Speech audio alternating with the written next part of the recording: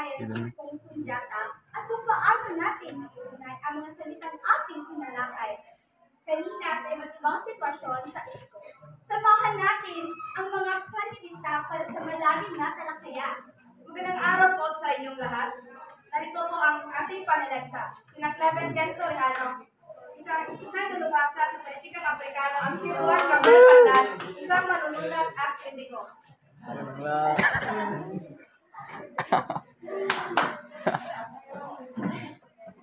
At ngayon, simulan natin ang ating talakayan sa pamamagitan ng pagkakatabi ng unang tema ng episode. Cleven, maaari mo bang ibahagi ang mga pananaw? Oo. Ang sundiyata ay isang tipiko na pagbangon, paghiganti at katatagan ng isang impero. Ipinapakita nito ang mga pagsubok na dinaanan ni sundiyata bago niya makamit ang kanyang pagpala bilang isang hari. Ang ito ay puno ng mga aral ng kalabangan, determinasyon at pagmamahal sa bayan. Salamat, Cleven. Ngayon, tumako naman tayo sa ating unang kategorya, ang pag-aanyaya o pag-iimita panghikayat.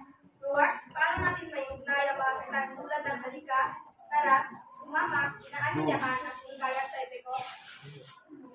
Betul ada morning report. Sa epiko, maaaring gamitin ang mga salitang ito Kamu sudah na? sa mga sitwasyon kung saan kaya ni Sunjata ang kanyang mga tauhan na sumama sa kanyang sarili. Pila sa group natin. Halimbawa, maaaring sabihin niya, tara mga mandirigma, Bago-bago. pagtanggol natin ang bayan.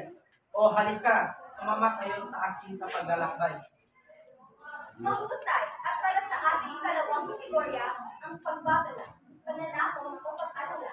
Lord, paano naman natin may ugnay ng mga salitang tulad ng una, ligado, babala, panganib at palusa? Ibidyo na. Maaaring gamitin Dili ang ko mga gamay ba? salitang ito para Ano sila glamok, ipakita ana? ang mga panganib Pili to na to. kinakaharap ni Sunjata.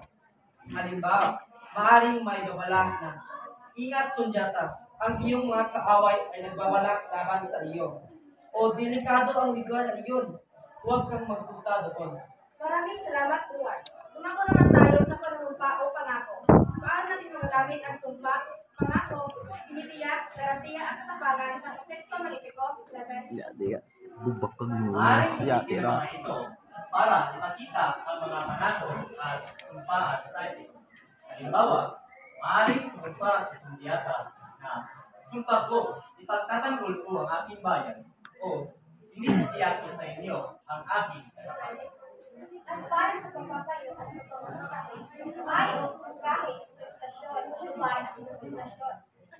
Maaaring gamitin ang mga ito sa mga eksena kung saan may nagpapayo kay Sunjata. Halimbawa, maaaring sabihin ng isang matanda, payo ko sa inyo, Sunjata. Maging matapang ka, o mungkahit ko, maghintay ka bago muna sumahan. At iyan ang ating talakayang tungkol sa mga salitang ginagamit sa epikong Sunjata. Maraming salamat sa ating mga panelista sa kanilang mga insightful na pananaw. Maraming salamat po sa inyong lahat. Susunod. Huwag kami Ah, ay ipakpakan sa mga. Dali, Sunod ang pangkat. Cut na.